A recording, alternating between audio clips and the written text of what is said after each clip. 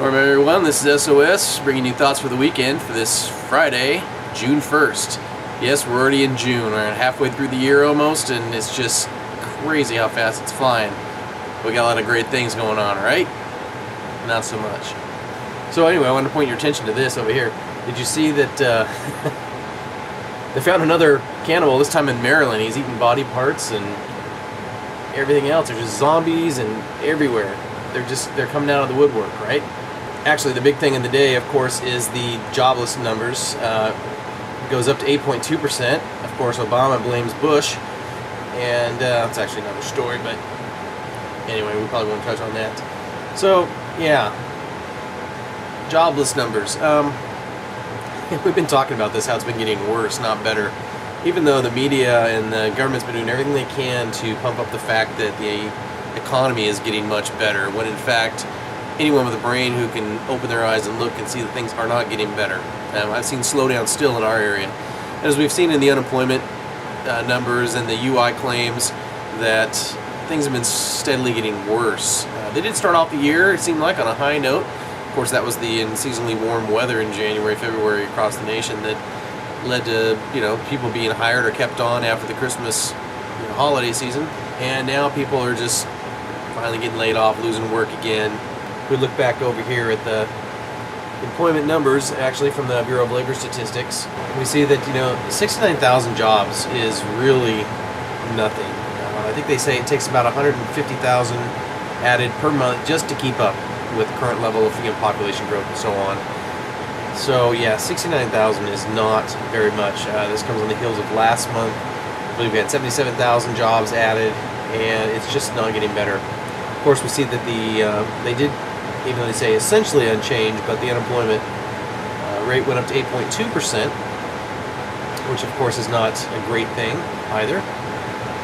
We see that we still have 2.7 million people unemployed. Now the thing about the long-term unemployed, those are the people that have been out of a job for at least 27 weeks or just over half a year, actually went up from 5.1 million to 5.4 million, so an increase of 300,000 people long-term unemployed. Now we have to realize that there's a lot of people who've also fallen off the rolls because they no longer qualify for unemployment. So we see that almost half the people, or 42% of the people, 43% are long-time unemployed. The participation rate actually went up by 0.2%, so right back to where it was before April. Because April we dropped 0.2%. Still not a great number. That's some historical low participation rates there. We had an increase also in the marginally attached. These are people that they call them marginally attached. They've been out of work for, a long time. I think it's like 2 years or more, or a year or more. So we've had an increase there of 200,000 as well. They're not counted in the unemployment number because, they don't have it. They want a job, they can't find a job, and they haven't looked in the last 4 weeks before the survey. They've looked in the last 12 months, they just haven't looked in the last 1 month. So they're just not counted anymore. They're just marginally attached. Obviously they're not trying hard enough. They're out there looking for a job every day. Now, one of the things that I always like to talk about is the U6 number as well. That's the total unemployed plus all persons marginally attached plus total unemployed part-time for economic reasons, which are people that want full-time work, but either their hours were cut back or they lost their full-time job and had to find a part-time job to just help cover the bills. And we see that number has gone up from 4.5% or 14.5, excuse me, up to 14.8%. So it's a sizable increase there, even though what's reported, the government numbers only gone up, from 8.1 to 8.2. What some people say is the real number, even though it's not the real number, it's still missing a lot. But that's gone up to 14.8%. So we're almost back up to 15% of the maximum that the government will recognize, which they don't recognize a lot. So why does that surprise you that the government doesn't actually recognize people in the society who it feels, we can't help them anymore, so they just don't count. So one of the things that I've always talked about, or I always point out, is the adjustments. I talk about that week after week, how the adjustments always adjust the numbers up from the prior week so that they can show a reduction or only a slight increase, and yet the real number is actually just going down and down and down every month. Well, that comes through very much so in May here. As you can see at this chart, the 2012 seasonal additions, and this is where they've been adding, and all of a sudden it's like, oh, now we got to drop it down. So these numbers are in thousands. So you can see that there was a 718,000 jobs just removed from the survey totally. That's not good. Not good at all. But what are you going to do, right? It's the government. They get to decide how they report the numbers. Yeah, people out of the labor force decline. This is a person who's not in the labor force actually dropped because, we had a lot of people that came back looking for work. I had that story on the PNN News about 20,000 people showing up for the Montgomery, Alabama Hyundai plant looking for work to try to fill those 877 jobs. So when you have 20,000 people coming back into the labor force looking to try to fill one of those 877 jobs, this is what you get. And that's part of the reason, I guess, they will say, oh, well, that's why the unemployment rate went up, because it's not the government's fault. It's because people came out of obscurity and decided to go ahead and look for a job again and try to find one. Of course it's going to be blamed on people trying to find work, right? So yeah, it's just absolutely ridiculous. We look over at the market and see what they're doing, how the markets are reacting to this wonderful news today. Let's take a look. Oh, look at that. Yeah, we see that the markets have declined. We're down about 178 points on the Dow. We see over here on the S&P, we're down about 20. So, yeah, not doing so well. Volatility's up. Good thing. Price of oil's down, right? I mean, isn't that a good thing? Of course, I don't see that reflected at the pump here in California, but what can I say? We got to pay to keep everything green. We see that gold has spiked up. Yeah, not too much, about 2.25%, up $35, almost back up to 1,600. We also see that silver has gone up a bit, less than 50 cents. It's not like a big move. We start seeing those dollar increases that we were seeing last year, a year and a half ago. Then maybe I'll get excited about it. We see that the U.S. dollar is falling, which the U.S. dollar has been seeing a resurgence of late just because of all the problems going on in Europe. There is some good news out there. Look, Facebook's going back up.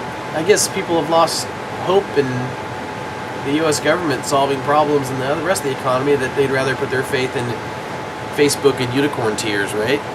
That's for you, Neil. Most of the politicians in the mainstream media they keep pumping up the fact that they say, oh, the economy's getting better, or everything's improving. Most of us know the reality that the economy has not been improving. The economy has been steadily getting worse. And with all the problems going on in Europe, it looks like those same problems are going to continue into the United States, which is not a good thing. Other things going on, we have the Bilderberg group meeting in Chantilly, Virginia. Expect some people in Virginia to get out there and help protest ECP. Anyway, yeah, they're out there meeting, and of course the protesters are out there. I've seen Alex Jones doing some videos where he's holding the camera in front of security guards and everything, and yada, yada, yada. But yep, Bilderberg's meeting. I haven't heard of any people of concern besides the normal people that are usually there. Nobody said anything about Obama secretly sneaking over there, which would be against the law. But one of the other stories I thought of interest to share with you guys was in the area of gun control. And this comes from actually Venezuela, which Hugo Chavez is a big socialist Marxist down there. That he's pretty close to dying though. But this is what happens when governments start fearing that the people are going to be rising up any time and taking back their government. We see that Venezuela has enacted a law which bans private ownership of guns and bans any purchasing of weapons or ammunition. It's starting to sound like California, or at least California is trying to go towards Venezuela, I think. So, these things that it's concerning when you see these things happening around the world. A country's about to head into some troubling times when they start banning guns and ammunition from the average citizen. Of course, the military can own it, but yeah, you can blame the guns, you can blame the ammunition, but it's the person behind the gun pulling the trigger who is to blame. You can ban all the guns and prevent people from buying them, but then the only people that are going to have the guns are the outlaws. people who don't care about the law, people that all they want to do is cause pain and destruction and mayhem. That's who's going to have the guns. Oh, plus the government. Can't forget about the government. So I think it's everybody's duty and responsibility to stand up and start fighting these laws in their area and start making their government more responsive to their individual liberties and freedoms. You know, it's more about the movement of freedom and liberty than it is about any one person. So I want to please make sure that keep close eye on any changes in your local area, especially with your gun laws and your privacy laws. These are the things that we have to fight at the local level. Sometimes we get lost in looking at the national picture, the big picture, but in reality, it's at the state level, the local level. That's where things really need to change. That's where we have to have the seed planted to change the hearts of the men and women close to where you are. Because if you don't change things at the local level and then the state level, how are you going to affect anything realistically at the national level? Anyway, that's all I got for this weekend. Have a good weekend. Spend some time with your family, your friends, and just have a good time. Try not to think about this stuff too much. Just go about your normal daily life. But be aware. Just be aware of what's going on around you. Keep your eyes open. Don't stick your head in the sand like a lot of people. Okay? Y'all have a good weekend. SOS out.